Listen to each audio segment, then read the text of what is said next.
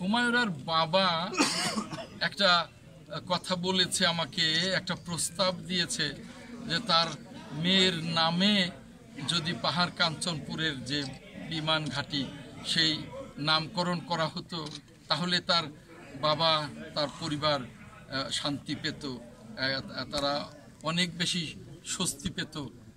আমি বলবো যে এই বিষয়টা সম্পূর্ণভাবে সরকারের সিদ্ধান্তের উপরে নির্ভর করে।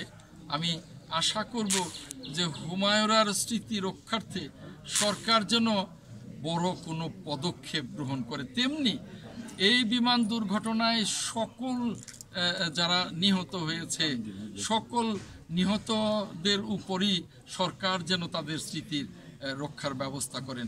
হুমায়ুর বাবা আমাকে বলেছে কেঁদে কেঁদে তার একটি মাত্রই সন্তান ছিল, একটি মাত্রই মেয়ে ছিল হুমায়ুরার।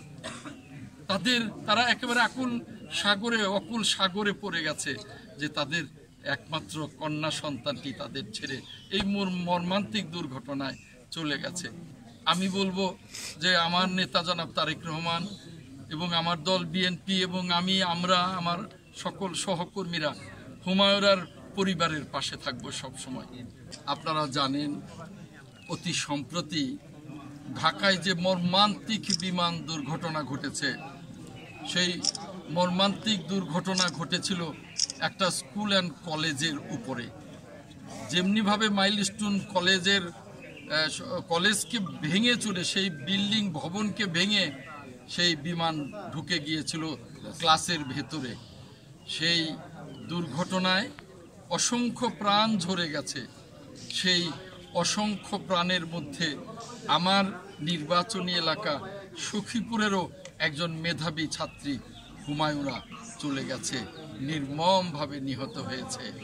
আমি তার আত্মার মাগফিরাত কামনা করি। হুমায়ুরা যখন এই মর্মান্তিক দুর্ঘটনায় নিহত হয়, আমি তখন দেশের বাইরে ছিলাম, আমি আসতে পারিনি।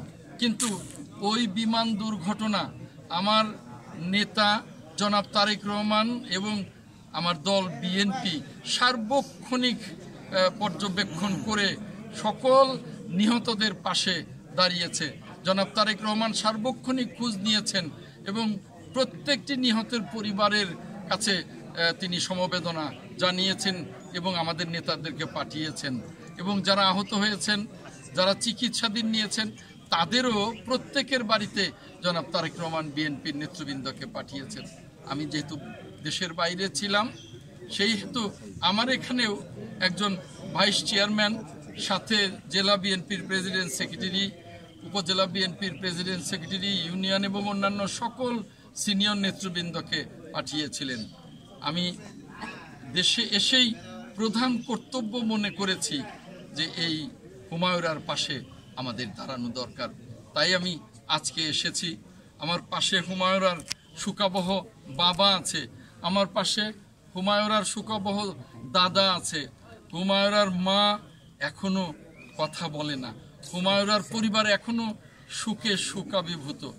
আমি আমার পক্ষ থেকে, আমার নেতা জনাব তারেক রহমানের পক্ষ থেকে, আমার দল বিএনপির পক্ষ থেকে হুমায়ুরার বাবা মা সহ তার পরিবারের সকলের প্রতি সমবেদনা জ্ঞাপন করছি। হুমায়ুরার আত্মার মাগফিরাত কামনা করছি। এই প্রশিক্ষণ বিমান এই ঘনবসতিপূর্ণ এলাকায় যেভাবে প্রশিক্ষণ নিচ্ছিল, এ নিয়ে বহু আলোচনা হয়েছে। এ ব্যাপারে সরকার তদন্ত কমিটি করে এটা সিদ্ধান্ত নেবে যে পরবর্তী সময়ে এই ঘনবসতি এলাকায় বিমানের প্রশিক্ষণ চালানো সঠিক হবে কিনা। আমি এই ব্যাপারে যেহেতু একজন অভিজ্ঞ ব্যক্তি নই, আমি সরকারের অভিজ্ঞ ব্যক্তিদের তদন্ত প্রতিবেদনের সিদ্ধান্তের উপরে আমি আস্থাশীল থাকতে চাই।